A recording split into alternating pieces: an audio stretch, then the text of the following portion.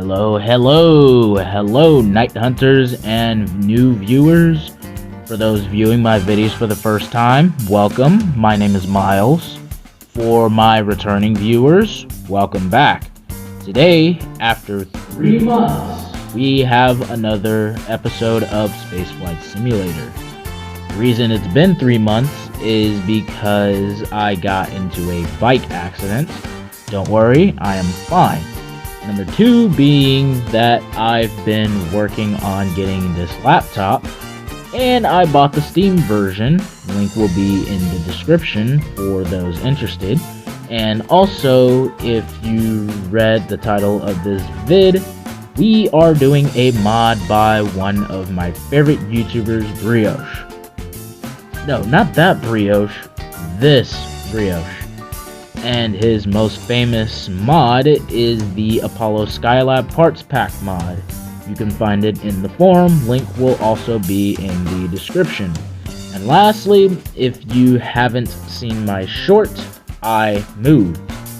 I'm still in the process of moving, so if you're viewing this vid, it will be sometime in February, but likely will be before Valentine's Day. Now, this world I'm using is a custom solar system, which is also found in the forum. I will try to leave a link for that. And we are playing this in realistic mode. Now, normal mode is a 1 to 50 scale, hard mode is a 1 to 10, and realistic mode is, you guessed it, 1 to 1 scale. Meaning the sizes and distances are just about as realistic as if it was in real life. Now, while time-lapse me is making sure everything is snapped into place correctly and that we will be launching in the daytime, I just want to say that my first video is now a year old, which was marked in October. For those who've been watching my videos and shorts, thanks for keeping my channel alive the past 2 years. I do plan on reenacting that docking video in an upcoming one. For the newbies, please consider subbing. My goal is to hit 100 subs by the end of July this year.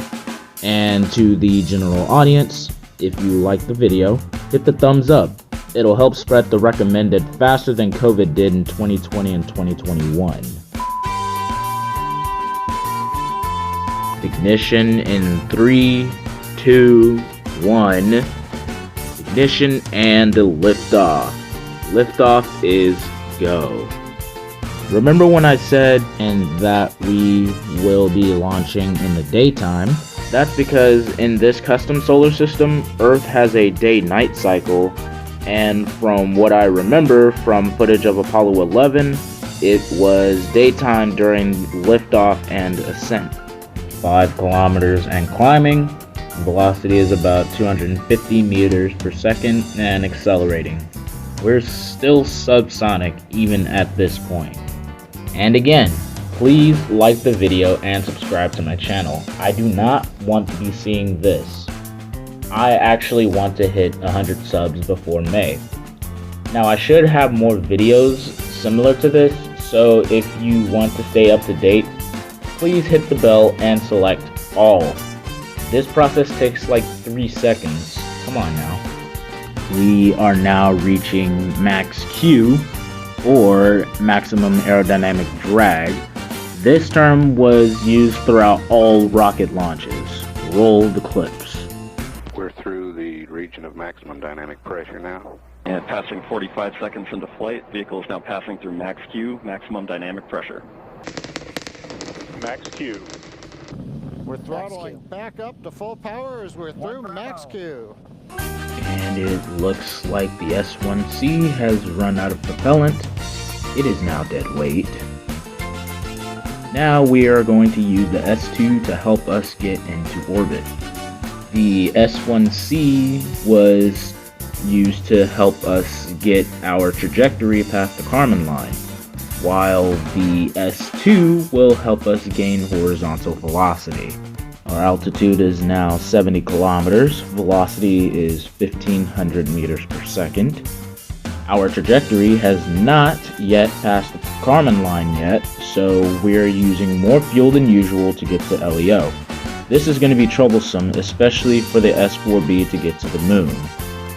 We have now passed the Kármán line with only 10% of fuel left. We're going to need more burn time for the S4B. Staging. Ignition. Wait for SRBs to run out of propellant. Access the cheats. And now we're fine. This will not be for the whole mission, and you will know if infinite fuel is on if you look at the top of this video. We are now commencing TLI. Now, during Apollo missions 11, 12, 13, 14, 15, 16, and 17, they would do this and then perform the transposition and docking with the LEM, or Lunar Excursion Module, also referred to as the Lunar Module, which is found folded up in this payload fairing. Now, doing this was to limit instability issues and aerodynamic drag on the Saturn V, instead of the LEM already docked on top of the CSM, or Control Service Module. However, the original design was the latter, but the main flaws listed a few seconds ago made it challenging to perform such an execution of a design. We have now reached the moon's sphere of influence. Transposition and docking is now go. Now, during this phase, communication between Apollo 11 and the ground is null until the high gain antenna is deployed.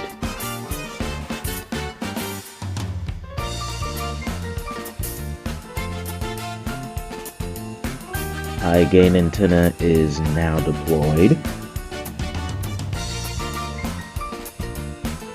Transposition and docking is now complete.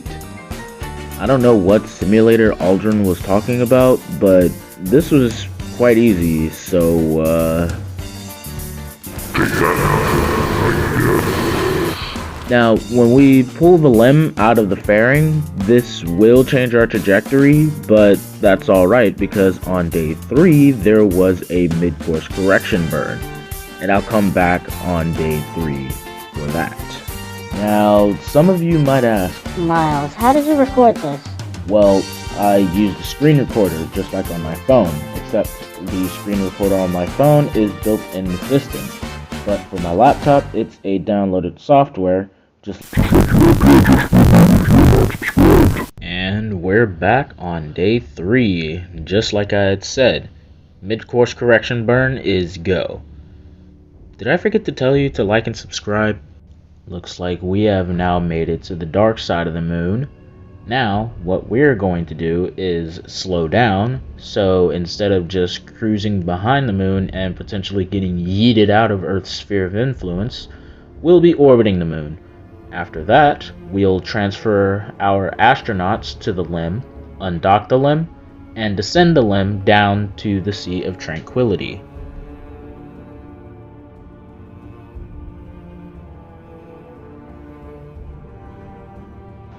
Our orbit has been set. Now we can transfer our astronauts to the LEM and prepare for undocking and landing. And just like Aldrin said, the Eagle has wings. Now that we've undocked, our landing legs will deploy, which will expose our contact sensors. Now, what those will do is activate an onboard light, which will let the astronauts know that engine shutdown can be induced, knowing that the LEM is on the ground. I don't fully know how the sensors are activated, but I know that it permits engine cutoff. Now, when it comes to landing, I suck at it. But that's alright because I have a landing assist, link in description. This will help me with when to burn and how much thrust I'll need depending on how fast I want to land and if I want to. How are we 300 meters high when we're going 20 meters? That never happened. What really happened was an altitude error. Come on, engines. I'm not out of fuel yet. Come on. Yes! Yes, we have finally successfully landed on the surface of the moon safely. Location, Sea of Tranquility. The Eagle has landed. Now, getting to the moon safely was easy. Let's see if we can head back to Earth in one piece just as easily. Ascent stage ignition and liftoff. I'm not sure if I can get to Columbia. Never mind. Easy. Now, while I struggle to continue the transposition and docking, I need you to like the video and subscribe to my channel. That's all I beg of you. But now or I'll crash them both into the moon at Mach 500. Actually, never mind. Forget I said that. We're going home either way, but please like and subscribe. We have finally docked back to the CSM. Now let's get our astronauts back in their seats and head home. LEM has been jettisoned.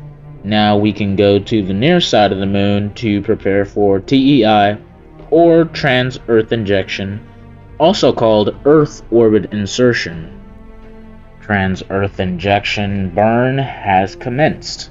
Now, what I want our trajectory to be is so that our capsule will look to fly over Hawaii, but air resistance, which physicists commonly ignore, will cause us to land in the Pacific Ocean, just like the original Apollo 11, which is pretty much what we're recreating. Alright, our trajectory is now set. However, there is one issue. I have no idea if the landing site will be in the daytime like the original. Hopefully it will be. Now, remember, Earth in this solar system has a day-night cycle, so I won't know if it will, but hopefully it will. Okay, everything has been swell up to this point, so we don't need the service module from this point onward. And, it looks like we're going to be landing in the day side. I can kind of see Earth's shadow up there, so we're good. We're good. Now, as we're descending into the thicker layers of the atmosphere, I just want to say a quick thanks to Matt Lown and Spike Viper for motivating me to create my channel, and Brioche for creating this mod. Project Apollo was one of my favorite missions, considering how many times I went to the moon and the amount of times I used the Saturn V rocket design throughout these videos. And to Gray Still Plays for letting me bring out my goofiness throughout the last 2.5 years. Now we are reaching the peak of aerodynamic drag now. This heat shield is getting overtime. We can now jettison the chute heat shield and prepare to deploy the chutes at the right altitude. Chutes are now deployed. Now we can guarantee a safe landing and will soon mark the end of Apollo 11. Chutes are now fully deployed, slowing us down even further. This will definitely guarantee a safe return. Now, before the mission ends, I want to remind you to check out the rest of my videos and shorts. Alright, we're at 80 meters. 70 meters, I can see the water coming up. 60, 50, 40. We're going through the water. I guess we could call that splashdown. We have safely splashed down back to Earth, ending the missions of Apollo 11, 12, 14, 15, 16, and 17. Thank you guys so much for watching. Comment below what you want me to make next. Stay foxy, stay focused, stay in school. I'll see you guys in the next one.